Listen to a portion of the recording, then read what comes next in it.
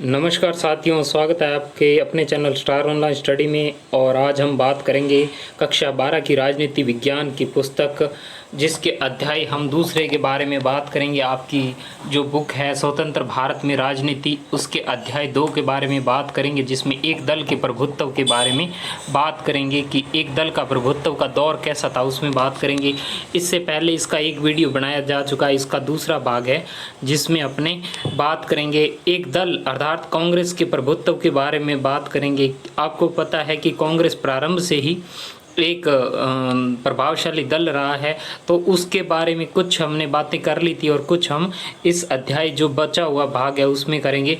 तो चलिए हम बात करते हैं इसमें कांग्रेस की जो आगे क्या विचारधारा रही उसमें। तो इसमें हम बात करते हैं कांग्रेस एक सामाजिक और विचारधारात्मक गठबंधन के रूप में कैसे उभरा था। देखो, आप सभी को पता है कि कांग्रेस का जन्म 1885 को हुआ था। A.O. ह्यूम के नेतृत्व में कांग्रेस का गठन किया था। लेकिन प्रारंभ में जब कांग्रेस पार्टी बनाई गई थी, इसका मकसद, या अगर देखें कि ये प्रारंभ के अंदर केवल अंग्रेजों के लिए थी या अगड़ी जाति यानी जो स्वर्ण जातियां थी, उचले वर्ग और मध्यम वर्ग, और जो ज़्यादातर शहरी लोग थे, अभिजन वर्ग जिसे एलाइट क्लास बोला जाता है, उनसे संबंधित था। तो कांग्रेस प्रारंभ में बड़े लोगों की पार्टी थी, उसे जो निचले तबके से कोई लेना देना नहीं था। लेकिन जैसे जैसे समय बदला, आंदोलन हुए, जैसे सविनय अवज्ञा आंदोलन जैसे चलाए गए और जिससे सामाजिक आधार मिलना शुरू हो गया था। तो इस तरीके से अपने देखते हैं कि कांग्रेस प्रारंभ में एक इलाइट क्लास के लिए थी, यानी बड़े लोगों के लिए थी। लेकिन बाद में जैसे ही सविनय अवज्ञा आंदोलन जैसे आंदोलन प्रारंभ हुए, तो धीरे धीरे क्या है, ये एक सभी लोगों में जुड़ती गई। तो कांग्रेस जो प्रारंभ में थी एक हित समूह था। हित समूह यानी प्रेशर ग्रुप था, दबाव समूह था। यानी प्रारंभ में ये एक राजनीतिक दल नहीं था, लेकिन आंदोलनों के बाद में जब लोग इसके साथ जुड़ना शुरू हो गए, तो ये सभी मजदूर वर्ग, ग्रामीण, शहरी बाशिंदे, उद्योगपति, उच्च वर्ग, निम्न वर्ग, सबको जगह मिली थी। धीरे धीरे कांग्रेस का नेतृत्व धीरे धीरे विस्तार होता गया। तो इस तरीके से देखते हैं कि कांग्रेस ने अपने किसानी, खेती, मजदूरों की तरफ के यानी जो सभी वर्ग थे उनकी तरफ रुझान किया, और अब धीरे धीरे ये अपने एक बड़े गठबंधन का शक्ल ले चुकी थी। यानी हर वर्ग, जाति, धर्म, भाषा आदि सभी प्रकार के लोग कांग्रेस में शामिल होना शुरू हो गए थे, क्योंकि अब ये एक हित समूह ना रह के ये एक सामाजिक संगठन बन चुका था। यानी भारतीय लोगों के लिए एक बहुत अच्छा प्लेटफॉर्म था। हम देखते हैं कि कांग्रेस ने अनेक समूह में अपनी पहचान बनाई थी, और इसकी जो विचारधारा थी वो एक गठबंधन के रूप में उतरी थी। अर्थात क्या है, अगर किसी की गठबंधन विचारधारा अलग है, उसकी अलग है, तो उसको भी उन्होंने अपने अंदर मिला लिया था। तो एक तरीके से उसकी विचारधारा थी सभी को साथ लेने की। और उस समय जो कांग्रेस की पार्टी थी वो राष्ट्रीय आंदोलन में भाग ले रही थी, तो इस समय लोग भी इनके साथ अधिक जुड़े हुए थे। तो कांग्रेस पार्टी की इज्जत सबसे ज़्यादा थी, यानी रिस्पेक्ट के तौर पे देखें तो सबसे बड़ी थी, बाकी पार्टियां बहुत छोटी थी। पहली बात तो पार्टियां थी बहुत कम, और अगर थी भी तो बहुत छोटी थी। कांग्रेस पार्टी एक बहुत बड़े स्तर पर थी। आगे हम बात करते हैं कांग्रेस की आगे क्या विचारधारा थी। तो हम कह सकते हैं कि अपने जो बाकी पार्टियां थी वो भी कांग्रेस के साथ मिली हुई थी, लेकिन वो कांग्रेस पार्टी में रह के अपनी अलग अलग विचारधारा, जैसे मान लीजिए किसी की विचारधारा ए प्रकार की है, किसी की बी प्रकार की, किसी की सी प्रकार की विचारधारा है, यानी आइडियोलॉजी है, तो वो रहते सभी कांग्रेस में ही थे। लेकिन उन सभी पार्टियों का क्या था, अपना संविधान यानी अपने नियम तरीके अलग अलग तरीके थे, उनका ढांचा अलग था। जैसे अगर हम बात करें कांग्रेस सोशलिस्ट पार्टी, इनकी विचारधारा अलग थी, लेकिन थी कांग्रेस के अंदर, शुरू की बात हो रही है। कांग्रेस पार्टी से मतभेद भले ही ये ना सुलझा पाए, लेकिन ये सभी को तालमेल बिठा के सभी को साथ में रखने में कामयाब हो रही थी, जो अन्य पार्टियां थी। तो जो अधिकतर पार्टियां थी वो भी कांग्रेस में रहना पसंद करती थी, ना कि अपनी अलग पार्टी बना के एकदम तालमेल बिठाने के बारे में। इसी तरीके से हम एक पार्टी का जिक्र करते हैं जिसका नाम है कम्युनिस्ट पार्टी ऑफ इंडिया। देखिए, ये एक साम्यवादी पार्टी है, कम्युनिस्ट पार्टी ऑफ इंडिया। अगर हम देखें तो जो 19 के 20 का दौर था, उसके शुरुआती समय के अंदर हमको दिखाया जाता है कि साम्यवादी समय, जिसे कम्युनिस्ट ग्रुप भी कहते हैं, वो रूस की बोल्शेविक जो क्रांति हुई थी उससे उभर कर सामने आए थे। यानी भारत में भी कम्युनिस्ट पार्टी बन गई थी, यानी देश की समस्याओं के समाधान के लिए साम्यवाद की राह अपनाने की तरफदारी कर रहे थे। भी वो भी कहते थे कि भारत को भी साम्यवादी राष्ट्र बनना चाहिए, ताकि भारत की जो समस्याएं हैं, मजदूर मजदूर वर्ग की, निचले तबके की, वो साम्यवाद से ही दूर हो सकती है। इसी तरीके से 1935 का समय आते आते यह मुख्य भारतीय राष्ट्रीय कांग्रेस के दायरे में रहकर काम कर रही थी।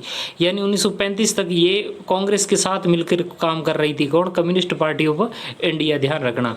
लेकिन इनके साथ धीरे धीरे मतभेद बिगड़ते गए और 1941 का समय आता है और दिसंबर आते आते ये पार्टियां अलग हो जाती है, क्योंकि साम्यवादी जो थे वो नाजी जर्मनी के खिलाफ लड़ रहे थे और ब्रिटेन के समर्थन में थे, फैसला ले रहे थे। वहीं दूसरी जो गैर कांग्रेसी पार्टियां थी वो विपरीत कम्युनिस्ट पार्टी ऑफ इंडिया के पास आज़ादी के समय एक सुचारू पार्टी और मशीनरी और समर्पित कैडर मौजूद था।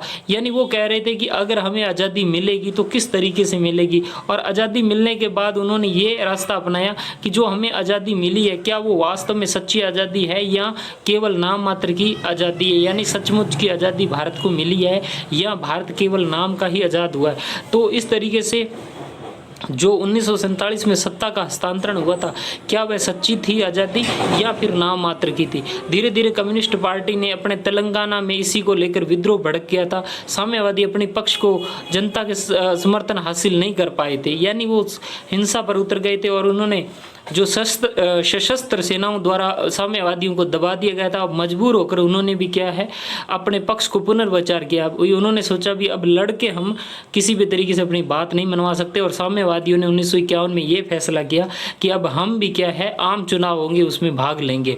और इस तरीके से आप देखते हो कि जो 1951-52 के जो चुनाव होते हैं, भारतीय कम्युनिस्ट पार्टी को 16 सीटें मिलती हैं और वो मुख्य सबसे बड़ी विपक्षी पार्टी के सामने उभर कर सामने आई। तो देखिए, कांग्रेस पार्टी के बाद अगर किसी को सबसे ज़्यादा सीटें मिली थी तो वो कम्युनिस्ट पार्टी ऑफ जो भारतीय कम्युनिस्ट पार्टी थी उसी को मिली थी, 16 सीटें मिली थी। और ज़्यादातर इनका समर्थन जो आंध्र प्रदेश वाला हिस्सा था और पश्चिमी बंगाल था, बिहार था और केरल था। आज भी आप देखते हो केरल में साम्यवादियों की सरकार है, यानी लेफ्ट की सरकार है। बंगाल में आज भी लेफ्ट बहुत प्रभावी है, तो ये आंध्र प्रदेश जैसे क्षेत्रों में उनकी सीटें मिली थी। तो ये पहले आम चुनाव की बात है। अगर हम बात करें कम्युनिस्ट नेताओं की तो इसमें A.K. गोपालन थे, S.K. डांगे थे, E.M. निबुद्रीपाद थे, ठीक है। इसके अलावा हम देखें तो P.C. जोशी थे, अजय घोष थे, पी सुंदरैया के नाम से काफ़ी बंदे थे। इसके बाद चीन और सोवियत के बीच में जो विचारधारात्मक अंतर आया, यानी चीन की विचारधारा साम्यवादी पार्टी अलग हो गई और सोवियत वाली अलग हो गई, तो उसका असर भारत में भी पड़ा। एक धड़ा जो था कांग्रेस वो चीन को मानने वाला था और एक सोवियत को मानने वाला था। जो सोवियत को मानने वाला था वो मुख्य कम्युनिस्ट पार्टी के रूप में रहा, और जो चीन की विचारधारा को मानने वाला था वो कम्युनिस्ट पार्टी ऑफ मार्क्सवादी, यानी एक अलग गुट बना लिया अपना, यानी अलग हो गई। यानी यहाँ कह सकते हैं कि मार्क्सवादी पार्टियां भी दो भागों में बट गई, एक सीपीआई बन गए और दूसरा सीपीआई-एम बन गई, जो आज भी विद्यमान है। जो सीपीआई-एम थी यानी मार्क्सवादी पार्टी थी, कम्युनिस्ट पार्टी ऑफ मार्क्सवादी, वो चीन की विचारधारा को मानती थी, जबकि जो दूसरी भारतीय कम्युनिस्ट पार्टी थी वो किसको मानती थी, वो जो सोवियत की विचारधारा थी उसको मानने वाली पार्टी। तो ये इतिहास रहा है कम्युनिस्ट पार्टी का। इसमें अगर हम एक बड़े नेता की बात करें तो उसमें नाम आता है A.K. गोपालन। A.K. गोपालन 1904 में जन्म होता है, 1977 तक इनका जीवन काल रहता है और ये केरल के कम्युनिस्ट नेता थे। राजनीतिक जीवन इनका कांग्रेस कार्यकर्ता के रूप में शुरू होता है। इन्होंने 1939 में कम्युनिस्ट पार्टी में शामिल हो गए थे। 1964 में कम्युनिस्ट पार्टी से विभाजन के बाद कम्युनिस्ट पार्टी ऑफ मार्क्सवादी, यानी जो चीन के समर्थन वाली पार्टी थी, यानी जो चीन की विचारधारा को मानने वाली, उसकी तरफ चले गए थे और पार्टी को मजबूत कार्य किया और एक समय ये सांसद के तौर पर भी ख्याति प्राप्त की थी। तो ये कम्युनिस्ट पार्टी मार्क्सवादी पार्टी के प्रारंभ में कम्युनिस्ट पार्टी और उसके बाद में कम्युनिस्ट पार्टी ऑफ मार्क्सवादी के नेता रहे हैं A.K. गोपालन। तो इस तरीके से एक मुख्य नेता के रूप में उभरे। आगे हम बात करते हैं कांग्रेस के जो आगे गुटों से तालमेल कैसे बैठाता था उसके बारे में चर्चा करते हैं। देखिए जी, कांग्रेस के जो गुटों के साथ तालमेल था वो सबसे बड़ी बात थी सहनशीलता। कांग्रेस के अंदर सहनशीलता बहुत ज़्यादा थी और कांग्रेस की सबसे बड़ी गठबंधन की ताकत ही, असाधारण ताकत ये थी कि उसमें सहनशीलता बहुत से गुट उसमें शामिल थे और वो अपना स्वभाव जात थे, वो अपना एकदम सहनशील और लचीला रखती थी ताकि वो जो मसले उनको आसानी से सुलझा सके, सर्व समावेशी गठबंधन की विशेषता रखती थी और इसी रणनीति की वजह से विपक्षी लोगों को कठिनाई का सामना करना पड़ता था। मतलब कैसे कि विपक्षी कोई भी मुद्दा उठाते थे तो होता क्या था कि कांग्रेस उसको अपने लेवल पर सुलझा देती थी, यानी उसको अपने ही एजेंडे के तहत रख देती थी। और जो किसी दूसरी पार्टी का स्वभाव गठबंधनी हो उसकी अंदरूनी मतभेदों को लेकर भी सहनशीलता भी ज़्यादा होती है। देखो कांग्रेस पार्टी का जो स्वभाव था गठबंधनी था, इसीलिए वो क्या है कि गठबंधन करने के लिए खुद को सहनशील बना के रखती थी। तात्पर्य ये था कि अगर कोई पार्टी नाराज भी हो जाती थी तो उस पर एकदम से कड़ा रुख नहीं अपनाती थी और समझाने के लिए। तो आज़ादी के समय कांग्रेस के बहुत सी पार्टियां समा गई थी क्योंकि आज़ादी की लड़ाई में कांग्रेस की मुख्य भूमिका थी। अगर कोई समूह पार्टी के रुख सत्ता को प्राप्त करना चाहती थी, यानी कांग्रेस के अलावा कोई थी जो सत्ता प्राप्त करना चाहती थी, तो वो उसके नज़दीक भी नहीं थी, यानी उनकी विचारधारा लोगों को समझ नहीं आ रही थी, पता नहीं चल रही थी।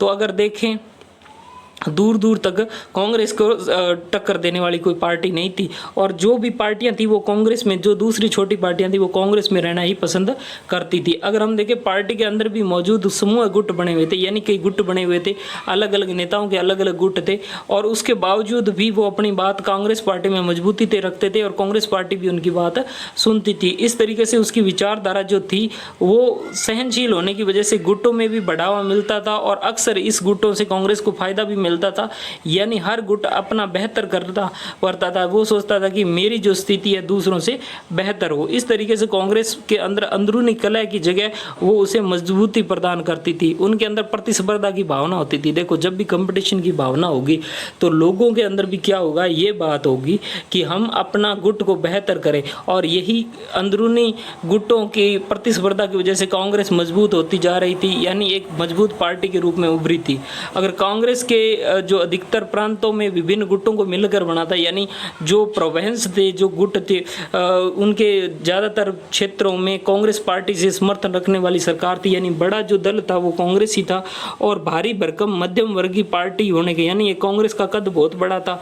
तो दूसरी पार्टियां कांग्रेस या उस गुट को प्रभावित करने की कोशिश करती थी। तात्पर्य क्या है कि जैसे कांग्रेस इतना बड़ा गुट, एक तरीके से बड़ा गुट है, तो उसको प्रभावित करने के लिए दूसरा गुट बताता देखिए हमने कितना अच्छा काम किया, ये हमने कितना अच्छा काम किया, इस तरीके से दूसरे से बेहतर बताने की कोशिश करते थे। तो कांग्रेस को रुझाने के लिए दूसरे छोटे गुट भी प्रयास करते थे और कांग्रेस बेहतर कार्य कर सकी थी। आप देखते हो कि कांग्रेस ने प्रारंभ से लेकर आज तक अच्छा ही कार्य किया है। इस तरीके से हम देखते हैं कि कांग्रेस अपने प्रत्यक्ष रीति से प्रभावित कर पाती थी और पार्टियां सत्ता के वास्तविक इस्तेमाल से कोसों दूर थी, यानी जो छोटी पार्टियां थी वो खुद बड़े देश को चलाने के बारे में तो सोच ही नहीं सकती थी, लेकिन उनके छोटे गुट थे और उन गुटों को कांग्रेस साथ लेके चलती थी और राजनीतिक होड़ लगी रहती थी कांग्रेस के बीच में। और इसे देखते हुए चुनावी प्रतिस्पर्धा में पहले दशक में कांग्रेस शासन दल की भूमिका निभाई और विपक्ष की भी, यानी इस प्रारंभ में कांग्रेस शासक दल में भी थी और विपक्ष में भी थी, यानी दोनों ही तरीके से कांग्रेस हावी थी, यानी अपनी गलतियों को भी मानती थी और गलतियां सुधारती भी थी, गलतियां करती भी थी। इस तरीके से यानी राजा भी वही थी, प्रजा भी वही थी। तो इस तरीके से भारतीय जो राजनीति में कालखंड कांग्रेस प्रणाली कहा जाता है, जो 1952 से लेकर 1967 तक का जो समय है वो कांग्रेस प्रणाली कहा जाता है। अब हम बात करते हैं कि कांग्रेस जिस समय थी उस समय की जो पार्टी थी, एक पार्टी की चर्चा करते हैं भारतीय जनसंघ। ये एक विपक्षी पार्टी थी जो आज वर्तमान में बीजेपी से जुड़ी हुई, कहीं बीजेपी यहाँ से अपने आप को देखती है। तो बात करें भारतीय जनसंघ के बारे में। भारतीय जनसंघ का गठन 1951 में हुआ था और इसके जो संस्थापक अध्यक्ष थे वो थे श्यामा प्रसाद मुखर्जी और आज़ादी से पहले समय से वे राष्ट्रीय सेवक संघ यानी आरएसएस और हिंदू महासभा से जुड़े हुए नेता थे, यानी ये आरएसएस से संबंधित थे। बीजेपी भी आरएसएस की विचारधारा को मानती है और कहीं ना कहीं बीजेपी के गॉडफादर ये श्यामा प्रसाद मुखर्जी को ही मानते हैं। अब अगर हम देखें जनसंघ अपनी विचारधारा और कार्यक्रमों से लिहाज से बाकी दलों से बहुत अलग थी।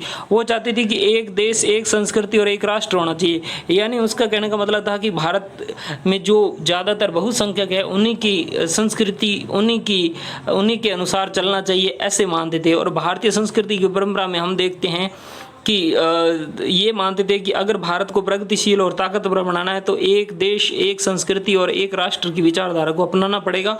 जनसंघ की विचारधारा ये भी थी कि पाकिस्तान और भारत मिलकर एक अखंड भारत का निर्माण कर सकते हैं। आप भी देखते हो वर्तमान में बीजेपी अपना नारा देती कि हम अखंड भारत बनाएंगे, और वो अंग्रेजी को हटाकर हिंदी को राजभाषा बनाने के पक्ष में थे। इस तरीके से वो चाहते थे कि हिंदी को आगे लाया जाए और अंग्रेजी को पीछे छोड़ा जाए।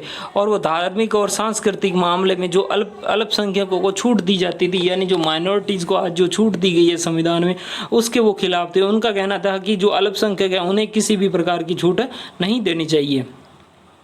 चीन के साथ 1964 में जब वो अपना न्यूक्लियर टेस्ट करता है, यानी आणविक परीक्षण करता है, तो जनसंघी वो पार्टी थी जो कहती है कि भारत को भी अपने आणविक हथियार तैयार करने चाहिए। 1950 के दशक में जनसंघ चुनावी राजनीति के हाशिए पर रहा था और 1952 के चुनाव में लोकसभा की 3 सीटें मिली थी। 1957 में उसे 4 सीटें मिली थी। शुरुआत में वो हिंदी भाषाई क्षेत्रों में ही प्रभावी था, जैसे राजस्थान, मध्य प्रदेश, दिल्ली, उत्तर प्रदेश के शहरी इलाकों में उसे समर्थन प्राप्त था। यानी कहें तो वो शहरी क्षेत्र में थी, यानी जो हिंदी बेल्ट था। आज भी देखते हैं बीजेपी की सबसे बड़ी ताकत हिंदी बेल्ट ही है। अगर दक्षिण भारत में देखें, पूर्वोत्तर में देखें तो इतनी ज़्यादा महत्वपूर्ण भूमिका नहीं है जो हिंदी बेल्ट की, जिनके बारे में बात की। इसके अगर प्रमुख नेताओं की बात करें तो हम देखते हैं जनसंघ के प्रमुख नेता श्यामा प्रसाद मुखर्जी, दीनदयाल उपाध्याय, बलराज मोहद्दक के नाम शामिल है। और जो भारतीय जनता पार्टी की जड़ें भी इसी पार्टी से संबंधित है। किसे? भारतीय जनसंघ से। अब बात करते हैं दीनदयाल उपाध्याय। बहुत बार नाम आता है दीनदयाल उपाध्याय। इनकी क्या भूमिका थी? क्या इन्होंने आज़ादी में भूमिका थी या किस तरीके थी? तो इनकी ज़्यादा भूमिका थी, इन्हें अपने भारतीय जनसंघ से जुड़ी हुई थी। 1942 में राष्ट्रीय सेवक संघ के पूर्णकालिक कार्यकर्ता रहे थे, यानी RSS के कार्यकर्ता रहे थे, और भारतीय जनसंघ के संस्थापक सदस्यों में से ये थे, और भारतीय जनसंघ के पहले महासचिव बने, उसके बाद में अध्यक्ष बने, और फिर समग्र मानवतावाद सिद्धांत के प्रणेता भी यही थे। तो इस तरीके से इनकी भूमिका रहती है। अब हम बात करते हैं आगे कि किस किस तरीके से विपक्षी पार्टियों का उद्भव कैसे हुआ था। तो इस तरीके से विपक्षी पार्टियों का उद्भव के बारे में चर्चा करते हैं।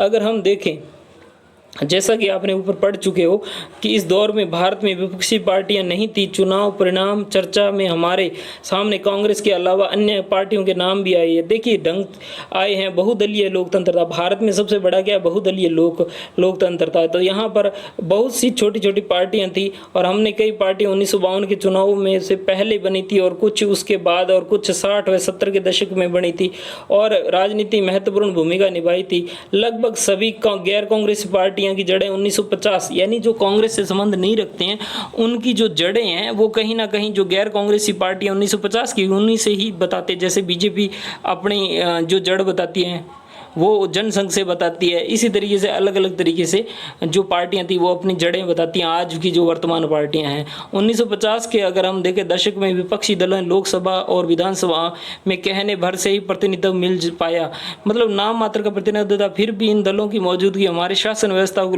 लोकतांत्रिक चरित्र को बनाए रखने के लिए निर्णायक भूमिका निभाई थी। यानी हमने देखो सीटें कम मिली, उसके बावजूद हमने विश्व के सामने ये उदाहरण प्रस्तुत किया कि भारत एक लोकतांत्रिक और बहुदलीय व्यवस्था वाला देश है। तो हम देखते हैं विपक्षी दलों ने शासक दल पर अंकुश रखा, और बहुधा इन दलों के कारण कांग्रेस पार्टी के भीतर शक्ति संतुलन बना रहा था। देखो विपक्ष ये पार्टियां होने की वजह से कांग्रेस में शक्ति संतुलन भी जरूरी था, क्योंकि अगर किसी भी पार्टी को ज़्यादा बंद मिल जाते हैं तो वो तानाशाही पे आ जाती है, लेकिन विपक्षी पार्टियां होने की वजह से शक्ति संतुलन स्थापित हो सका था। तो राजनीतिक रूप से कांग्रेस पर अंकुश लगाने वाली विपक्षी पार्टियां थी। यहाँ पर एक चित्र दिखाया गया है जिसमें आप देखते हो कि विपक्षी पार्टियां नेहरू के, अगर हम देखें सरकार के जो रस्साकसी का खेल कर 29/10/1954 का ये कार्टून दिखाया गया है, और जिसमें नेहरू जी और उसकी कैबिनेट के सहयोगियों को पेड़ पर बैठा दिखाया गया है। और विपक्षी नीति में A.K. गोपालन, आचार्य कृपलानी, N.C. चटर्जी, श्रीकांतन नायर और सरदार हुकुम सिंह जैसों को दिखाया गया है, जो विपक्षी पेड़ को गिराने की कोशिश कर रहे हैं। यानी ये सत्ता पक्ष का पेड़ है, इसको गिराने की कोशिश कर रहे हैं। यानी तात्पर्य ये है कि सत्ता लेना चाहते हैं इस तरीके से। तो एक तरीके से भारत में अच्छी बात भी थी कि विपक्षी पार्टियों की भूमिका काफ़ी महत्वपूर्ण रही थी। अब हम बात करते हैं इससे आगे क्या घटनाएं घटित हुई थी। उसमें हम देखते हैं कि भारत में लोकतंत्र को जीवित रखने में प्रारंभ के समय में बहुत बड़ी भूमिका रही थी। अब हम देखते हैं कि लोकतंत्र विरोधी बनने से रोका जो बड़ा दल था कांग्रेस को इसको, और आगे चलकर देश की तस्वीर संवारने में अहम भूमिका निभाई थी। शुरुआती सालों में कांग्रेस और विपक्षी नेताओं के बीच में पारस्परिक सम्मान की गहरा भाव था, यानी इनके अंदर ये भावना नहीं थी कि ये विपक्षी पार्टी है, सभी को साथ लेकर चलते थे। और नेहरू मंत्रिमंडल में डॉक्टर अंबेडकर साहब यानी बाबा साहब और श्यामा प्रसाद मुखर्जी जैसे विपक्षी नेता भी शामिल थे। नेहरू जी अक्सर सोशलिस्ट पार्टी के जो नेता थे उनसे प्यार का इजहार करते थे, यानी उनको भी साथ रखते थे। अगर हम देखें तो जयप्रकाश नारायण एक समाजवादी नेता थे, उनसे भी उन्होंने ये कहा था कि आप सरकार में शामिल होइए, आप अपनी विचारधारा रखिए। तो जो प्रारंभ की जो पार्टियां थी वो एक दूसरे को सम्मान की नज़र से देखती थी, लेकिन जब से दलगत राजनीति में प्रतिस्पर्धा बढ़ी धीरे धीरे ये चीज़ें कम होती गई और आज तो आप देखते हो एक दूसरे को देख के राजी नहीं है। अगर हम वर्तमान में देखें तो एक छोटी सी बात के लिए विपक्ष के जो सबसे बड़े नेता राहुल गांधी है उनको डिस्क्वालीफाई करवा दिया गया। तो प्रारंभ में राजनीति ऐसी नहीं थी, लेकिन वर्तमान में एक अलग तरीके की राजनीति देखने को मिलती है। हम देखते हैं कि लोकतांत्रिक राजनीति का पहला दौर एकदम अनूठा था और राष्ट्रीय आंदोलन का चरित्र समावेशी था। अगुवाई कांग्रेस कर रही थी और राष्ट्रीय आंदोलन का चरित्र कारण कांग्रेस के विभिन्न समूह वर्ग और हित समूह आकर्षक कर रही थी। यानी हम देखते हैं कि कांग्रेस आज़ादी की लड़ाई में महत्वपूर्ण भूमिका निभाने की वजह से सबसे अलग थी। अगर हम देखें एक सामाजिक और विचारधारात्मक रूप से कांग्रेस एक व्यापक गठबंधन के रूप में उभरा, आज़ादी की लड़ाई में मुख्य भूमिका में थी और इसीलिए दूसरी पार्टियों की अपेक्षा ज़्यादा बढ़त रखती थी। सत्ता पाने की लालसा रखने वाला हर व्यक्ति हित समूह में अपने अंदर समाहित करने की कांग्रेस की क्षमता जैसे घटी वैसे वैसे राजनीति दलों में महत्व बढ़ता गया। तात्पर्य क्या था कि कांग्रेस जैसे जैसे लोगों से दूर होती गई उस तरीके से नए दलों का निर्माण होता गया और कांग्रेस धीरे धीरे अपनी सत्ता से दूर होती गई थी। यानी कह सकते हैं कि अपने अंदर समाहित हित समूह को अपने अंदर समाहित करने की जो क्षमता थी वो जैसे जैसे घटी वैसे वैसे वो राजनीति से दूर होती गई और इस किताब से आगे अध्याय में हम इसमें पढ़ेंगे। अगर हम आगे देखें एक ऊपर चित्र दिखाया गया है